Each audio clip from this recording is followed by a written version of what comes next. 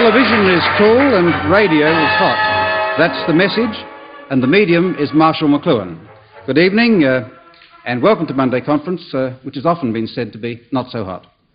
When future historians look back on the 20th century, it's almost certain that one of the statements from this era, which they will treasure for posterity, is the medium is the message. Like most of Marshall McLuhan's statements, it's pithy, apparently simple, and provocative to the point of being outrageous. Another of his propositions is that some media are cool and some are hot.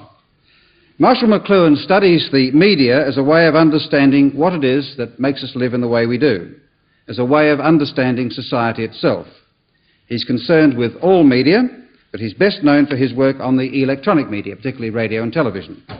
He sees them as the extension of our central nervous system and argues that they're leading to an electrical retribalization of the West. If there is a Mr. Electric of the 20th century, it's Marshall McLuhan. More formally, he's Professor of English in the University of Toronto, Canada, and Director of the Centre for Culture and Technology there. Among Professor McLuhan's books are The Mechanical Bride, War and Peace in the Global Village, and, of course, Understanding Media, The Extensions of Man. Marshall McLuhan has been brought to Australia by the Sydney radio station 2SM to address a seminar on the commercial, broadcasting and music industries. Earlier tonight, Professor McLuhan gave his address, and now he's ready for questions from the audience with us, made up of the participants in the seminar and members of the general public. Well, Professor McLuhan, I think we'd better deal with the medium as the message before it does go into the 21st century. When you say the medium is the message, does that leave any room at all for criticism of individual, say, television programs? Or content. Yes. You see, it doesn't much matter what you say on the telephone.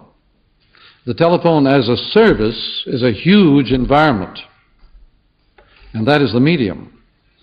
And the environment affects everybody. What you say on the telephone affects very few. And the same with radio or any other medium. What you print is nothing compared to the effect of the printed word. The printed word sets up a paradigm, a structure of awareness which affects everybody in very, very drastic ways, and it doesn't very much matter what you print as long as you go on with that form of activity. You've said that television promotes illiteracy. I'm wondering whether you think that's a bad thing. I don't think it promotes illiteracy. I think it creates another form of awareness. Literacy had very strange antecedents, very strange effects on people, and we're only beginning to notice what those effects were now that it tends to be pushed aside. The literacy as a form of awareness is a highly specialist and objective sort of thing. You can stand back, and the literate man can stand back objectively and look at situations. The TV person has no objectivity at all. But does television, say, promote illiteracy, or doesn't it? It tends to create a totally different kind of awareness, which is rather that of involvement. Literacy is objective. TV is subjective, totally involving. In fact, do people who watch a lot of television or listen to a lot of radio, say, do they read more or read less? Or do I think radio people are far more literate than TV people. But,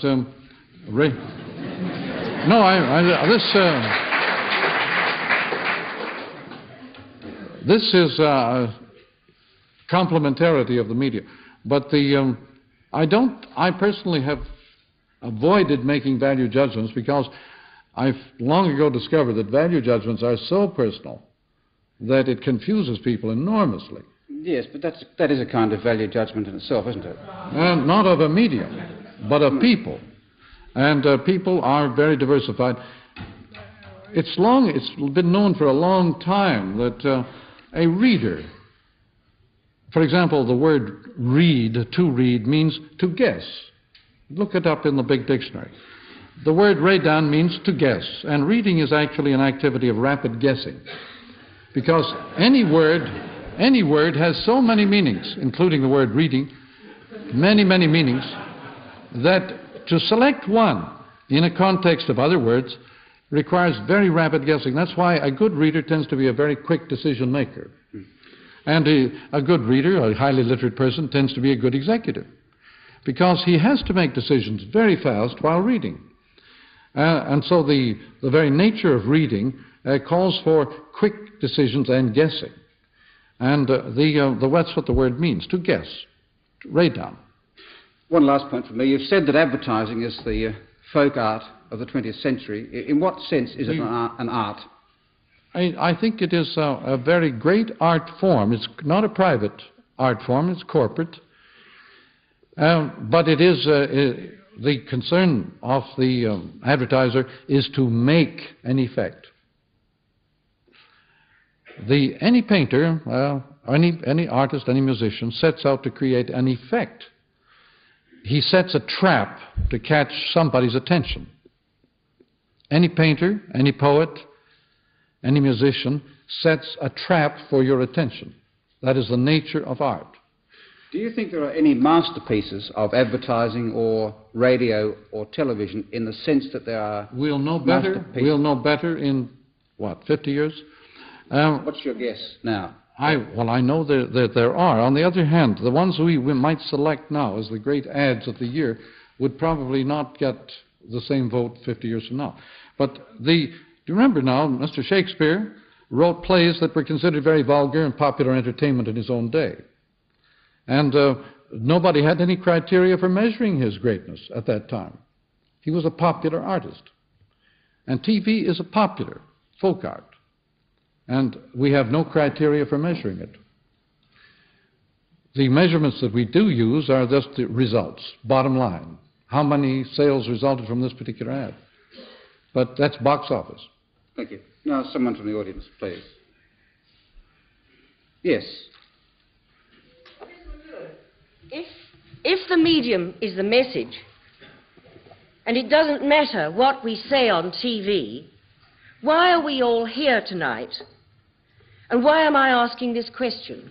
I didn't say it didn't matter what you asked on TV. I said that the effect of TV, the message of TV, is quite independent of the program. That is, there is a huge technology involved in TV which surrounds you physically. And the effect of that huge service environment on you personally is vast. The effect of the program is incidental.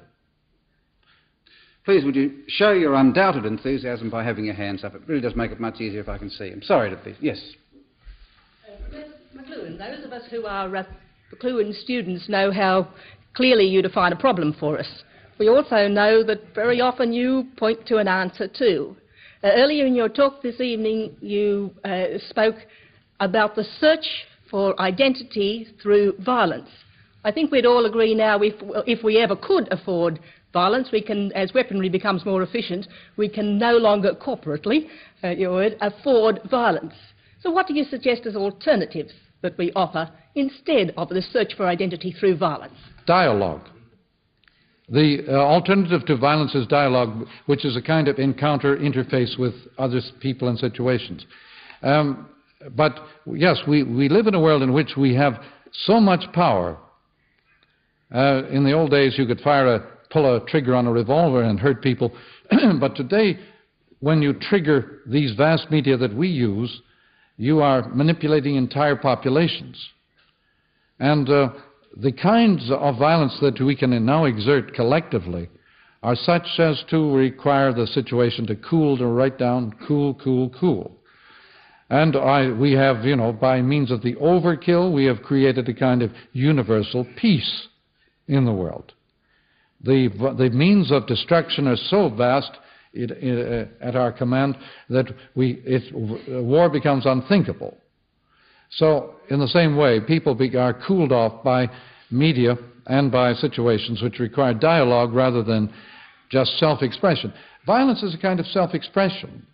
And so that the quest for identity, the person who is struggling to find out who am I, by all sorts of maladjustments, all sorts of quarrels, all sorts of encounters, such a person is a social nuisance, of course.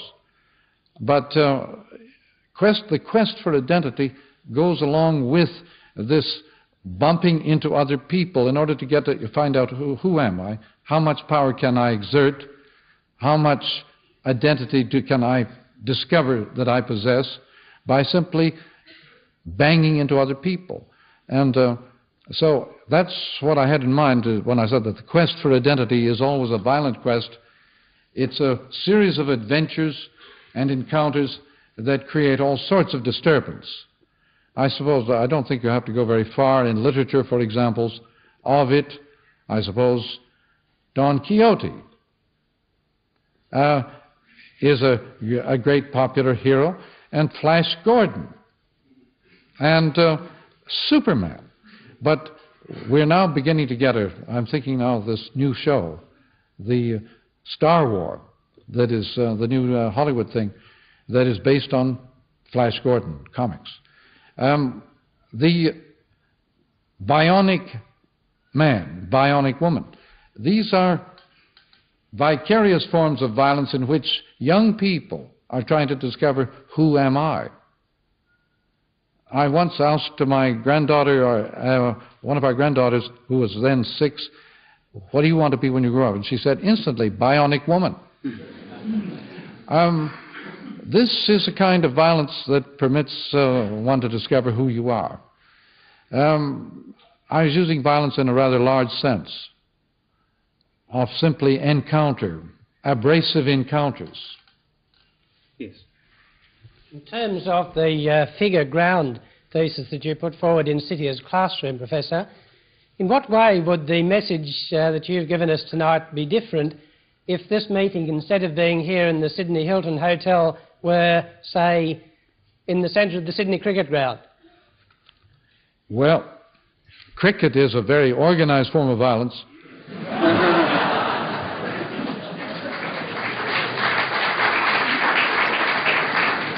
I would insist on studying the game of cricket as a manifestation of the controlled forms of violence in the community. Baseball or football, any kind of sport, is a dramatization of the typical and accepted forms of violence in the business community.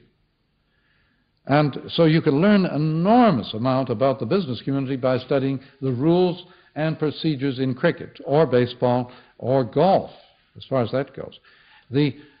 All these games are huge ways of discovering, dramatizing what the society you are in is all about. By the way, without an audience, these games would have no meaning at all. They have to be played in front of a public in order to acquire their meaning. A baseball game without an audience would be a rehearsal only, a practice. The game requires a public, and the public has to resemble a whole cross-section of the community. I'm very interested in games as dramatizings of violent behavior under control. Professor McLuhan, seeing you know so much about cricket, the problem is where to put the commercials, apparently, when you broadcast cricket. There's nowhere to put them. Does this mean the game has to change to fit television, or I have been paying attention to cricket in the last few days while I've been here. But it's a game that I did not grow up with. So I'm not a... so you can't answer the question. Well, I'm not sure, but you say where to put the commercials. Yes, no room for them, anywhere. You mean that it is so continuous? A seamless garment. I see. Yes. It's a seamless web.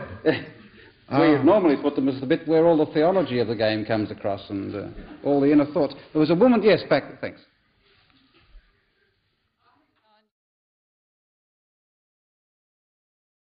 Would the people right at the back please come to that centre microphone? In the meantime, over here, yes. Quite some time ago, you said that life was very much like driving a car, but only being able to look into the rear vision mirror. After you've gone, who's going to drive the bus?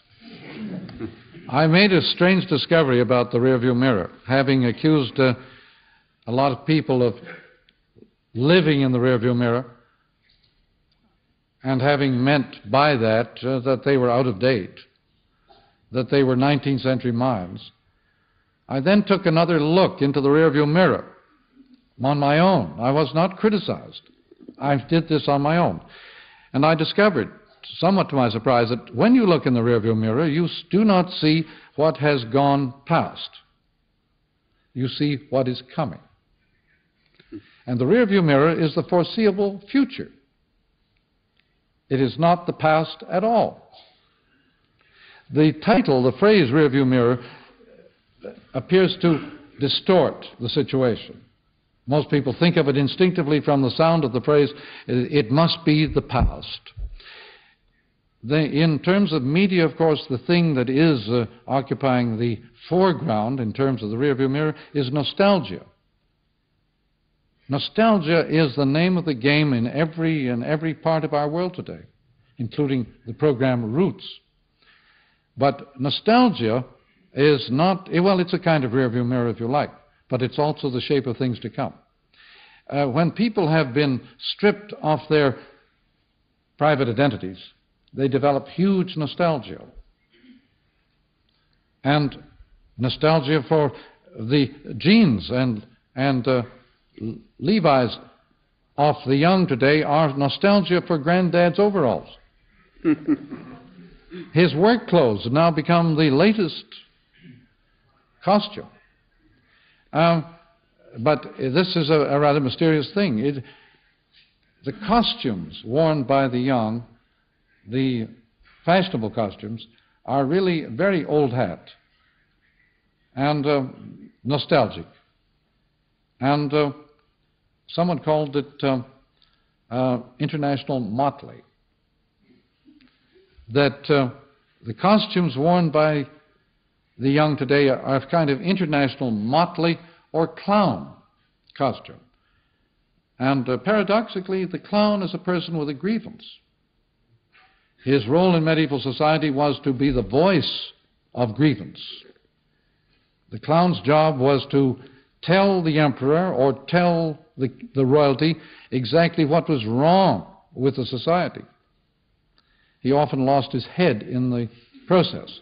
But the clown, the international motley of our time, the clown is trying to tell us his grievance.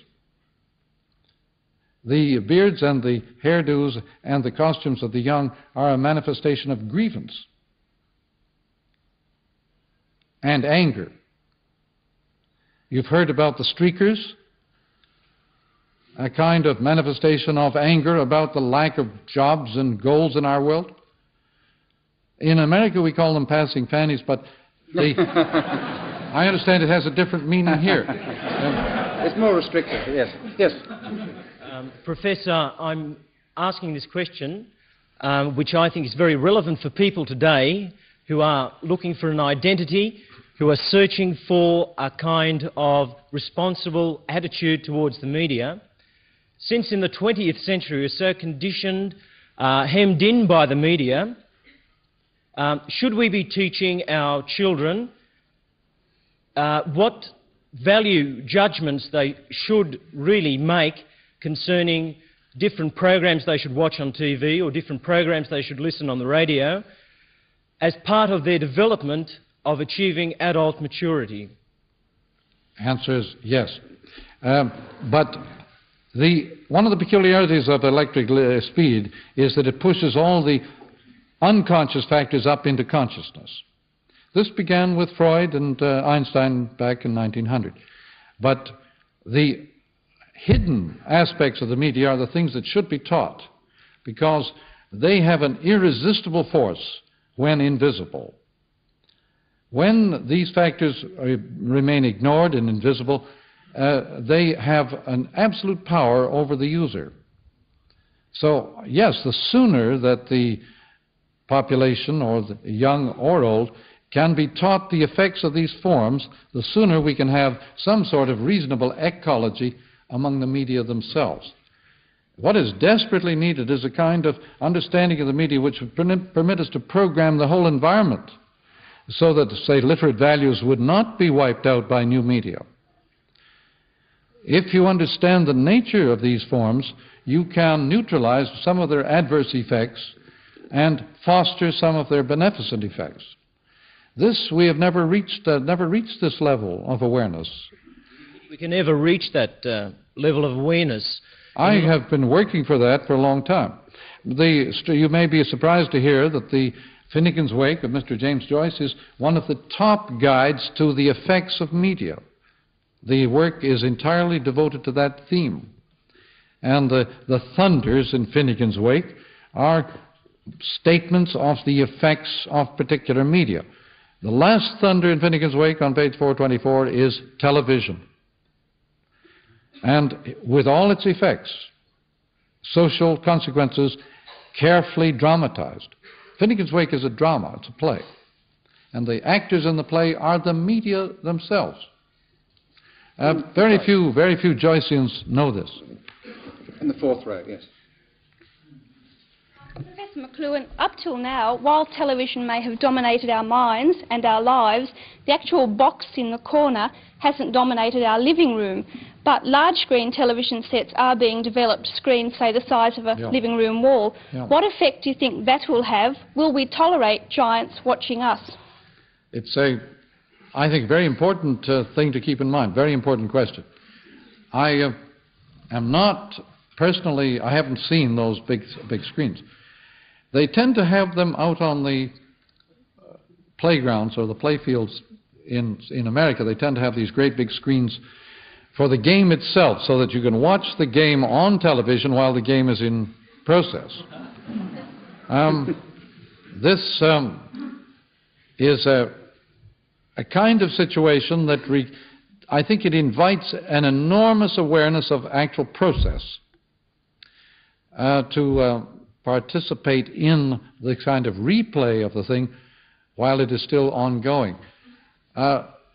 Participation in replay is a form of pattern recognition that is new in the media and has, I'd say, rather large consequences, mostly cognitive,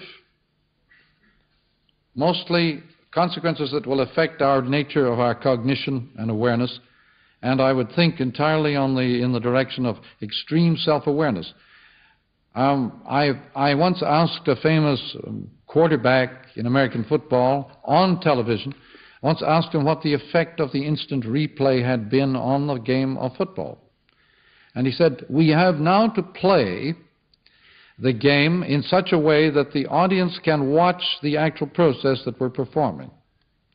They're not any longer interested just in the effect of the play. They want to see the nature of the play. So they've had to open up the play on the field to enable the audience to participate more fully in the process of football play." It's an unexpected effect. I think it would be an effect that would extend also to our educational world, to the classroom. That the future of education requires that we pay much attention to the media we're employing as forms of study. Not necessarily, not necessarily the hardware, merely the hardware skill in the use of cameras and of microphones, but awareness of the nature of the operation. When you said that television uses the eye as an ear, what do you mean by that? It is a phrase of Tony Schwartz in a very interesting book called The Responsive Chord. What he means literally is that the image is constituted by millions of these resonating particles. There are no pictures on television. There are no snapshots. There's no shutter. There's no camera. There is an outpouring of these small bits of information in patterns that are entirely active and dynamic. So they resonate. So he was really saying that the television image is primarily not a visual but resonating form of experience. Mm. Yes, with the glasses. No, behind you. Sorry, I had to go. No, all right. I'm sorry. You go ahead then. Too late. Professor McLuhan, is television the ultimate medium, or is there worse to come? You've heard of the hologram? The hologram goes completely around you. Television only goes a little bit around you. The hologram is 360 degrees. But it's been anticipated by the rock music, in which you have to become just enclosed in a sound bubble. The hologram does for TV what rock does for auditory entertainment. But the hologram is technically here. Yes, in the front row.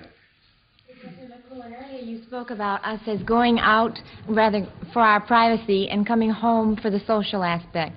I'd like to hear you comment on that in relation to electronic man's new thirst for meditation, contemplation, mystical experience. We're being asked about the relation of this inside-outside on the life of meditation. Well, as you know, the transcendental meditation has become exceedingly popular. All forms of mystic meditation have become very popular in our television age. The East, we have gone very far to the East since television. Just as an exercise in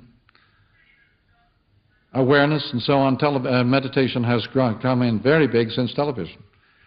I'm not sure that that is good or bad at all. It just has happened. And do you think of it as a very significant event? I think of it as very significant, yes. It seems to me almost like a nostalgia for a return to that private self without going outdoors to find it. Mm-hmm. Return to an inner union with God, with yourself, which electronic man seems to need and is looking for in this way. Jane Austen, of all people, has quite a big comment on that inside-outside. She said that people go outside to be alone just to prove their inner resources, that they don't need people. We can make it alone. And that the Romantic movement was based upon this psychic development. Jane Austen has quite a bit to say about that, of all people. I was amazed to come across it in her work a few months ago. But there's another American writer, Hawthorne, who regarded this American habit of going outside to be alone as an undermining of democracy. He said, this is sheer aristocracy. This is putting on the aristocratic thing, and it is going to undermine our whole democracy. So Hawthorne regarded it with great alarm. The moralist, by the way, is always a person who never studies effects so much as studies the content of situations. Studies the figure and not the ground. This, I think, is of great concern to advertisers who are here tonight in some numbers. Advertisers tend to study figure and not the ground. They tend to count noses rather than to estimate the pressures under the noses. The form of gnosis. Do we have an advertiser who would like to pick that up, or we haven't heard from one? No? In the centre then. My question is a little bit about advertising, and it changes the course of the conversation slightly, and it's a serious question, Professor. If the world had not discovered your great thinking and your writing, how would you go about creating a demand for it? What would be your advertising campaign? What would be the gist of it? And what section of the media would you use? I put people on. I put them on. Putting people on means teasing them, challenging them, upsetting them, befuddling them. Any comic puts on his audience by hurting them. You can't name a comic who doesn't put on his public by hurting them. The technique of putting people on, in my case, consists simply in pointing to the things they have ignored, the things that concern them very nearly, but have been totally pushed aside as insignificant. A put on is a sort of situation that I study a good deal. Can advertisers use it to effect? Advertising is, to a large degree, put on, yes, and there has to be a certain comic element in the good advertising. Comic is always the registration of a grievance. The funny man is the man with a grievance, whether it's W.C. Fields or Rabelais. What's the grievance of an advertiser? What kind of grievance would it be? Obviously it could vary, but... The grievance, of course, is you're not buying my product. And yes, I suppose, yeah. Very simple. See it in a new light. Yes, in the glasses this time.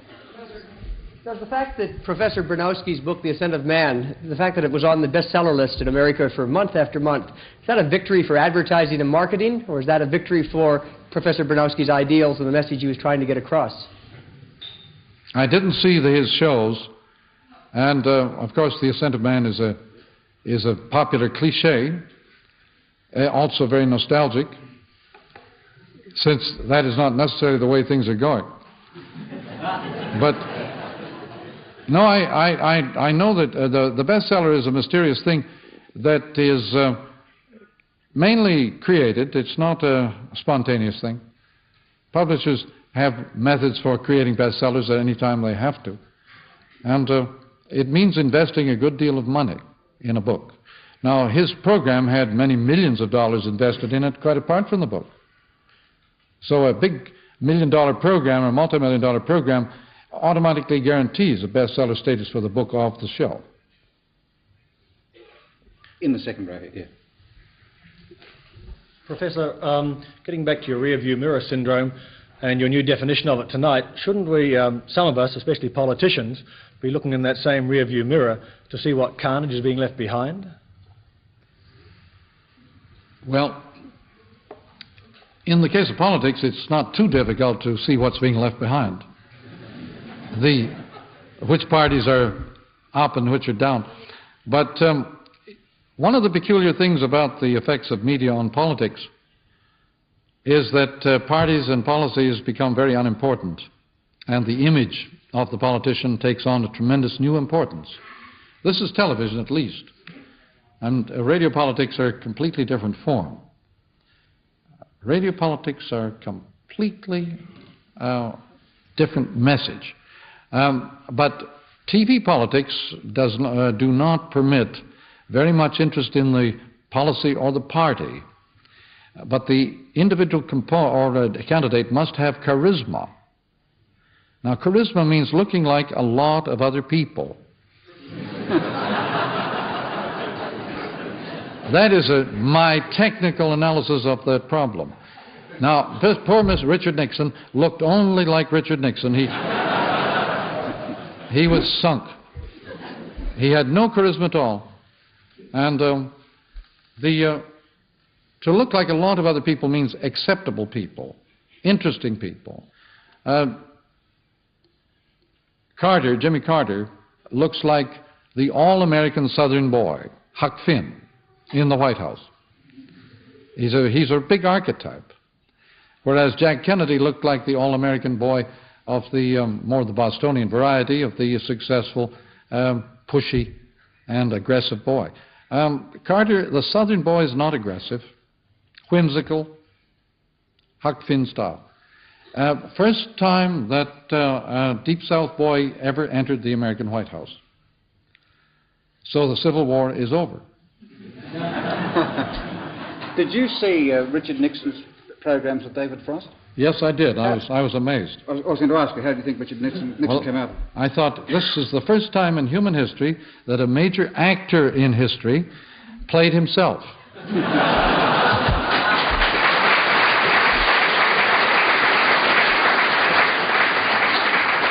I'm glad I asked you. Yes, indeed. Yes? Comments about the power of the nature of the electric media, to say that it would be a waste of time for the regulatory authorities to concern themselves with the content of television and radio. If it's a wrong interpretation, what particular things do you think they ought to be thinking about controlling?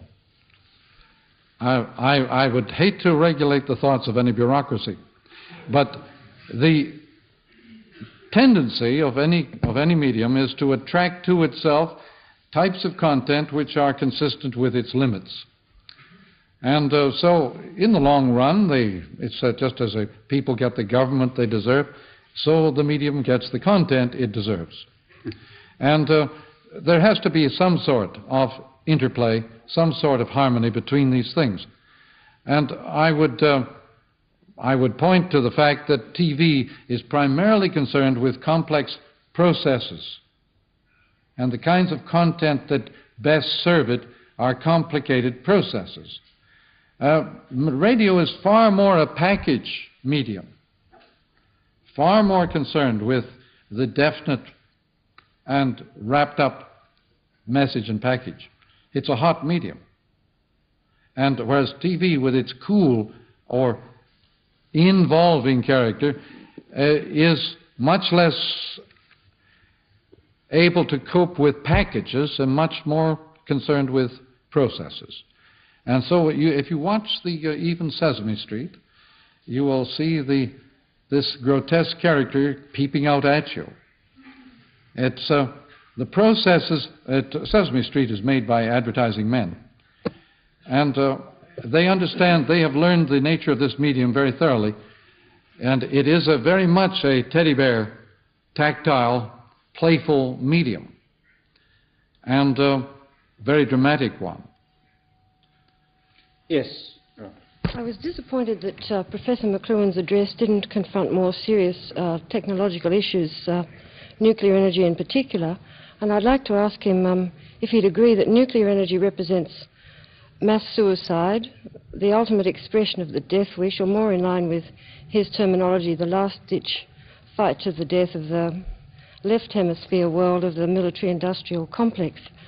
And he claims that the world is moving towards the... I'm sorry, look, we really can't hear very clearly. And secondly, do you think you could relate it a little bit more to the mainstream of what we've been talking about? Don't exclude it, but just... No, I can handle it. Professor McLuhan claims that the world... No, we've heard that. No, this is the second part of it. Please. He claims the world is moving towards the software world of the brain's right hemisphere. But the other side now seems to have such an upper hand in terms of big money and media control that I'm curious to know how he thinks they're going to lose. Thank you. It's there are a whole bundle of questions there. But the main development in these electric media is the loss of private identity. Mass man means man as related to all other men simultaneously.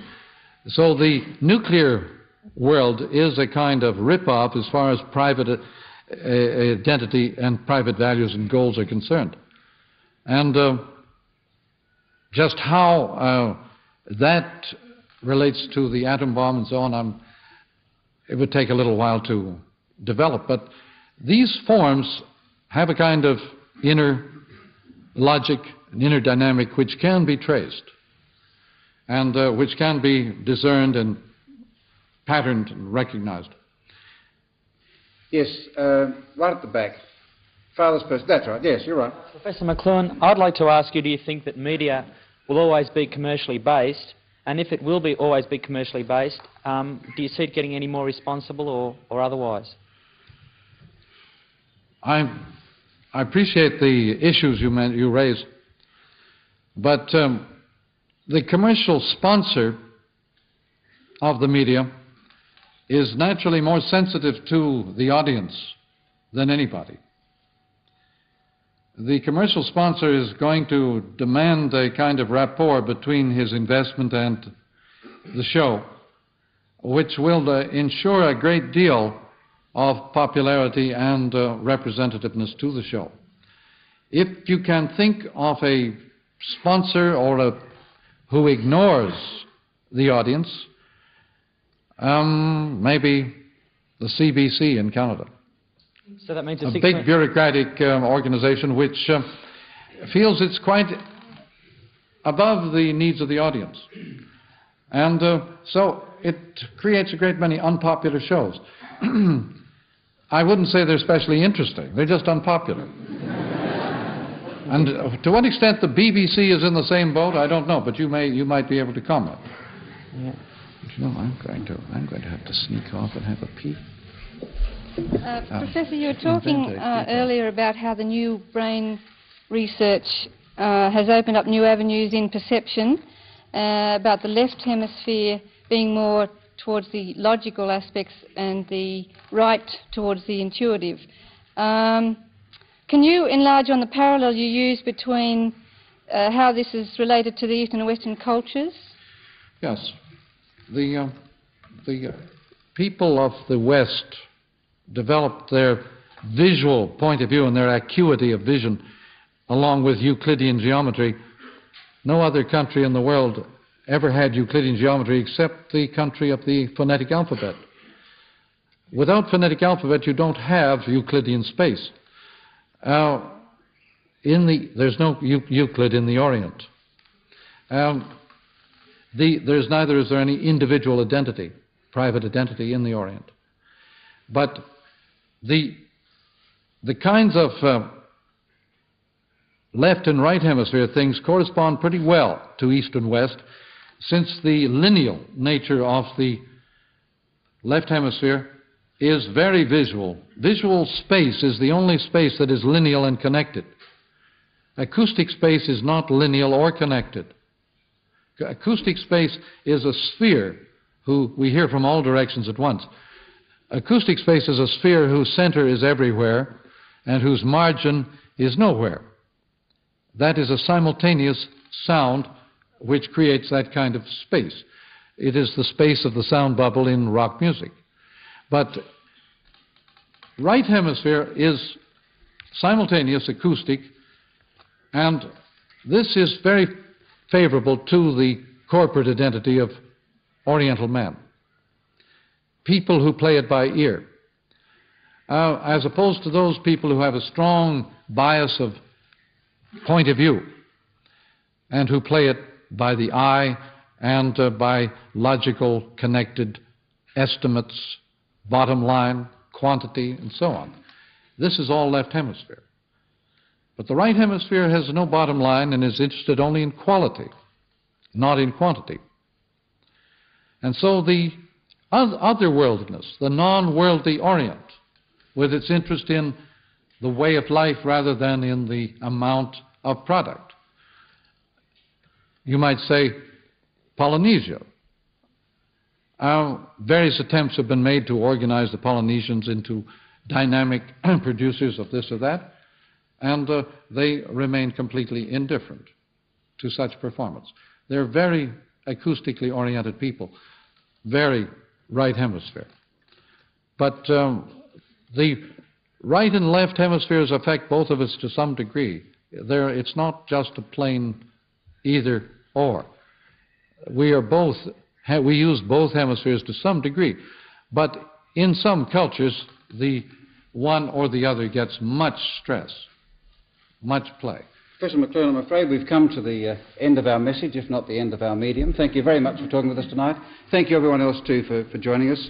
I'd like to thank the organisers of Radio 78 and 2SM for having us with them. It's their and our gesture to the ecumenical movement, at least broadcasting-wise. There'll be another Monday conference next week. Till then, good night. Thank you. Tonight's Monday conference has come from the ballroom of the Hilton Hotel, Sydney. Our special guest was Canadian media analyst Professor Marshall McLuhan.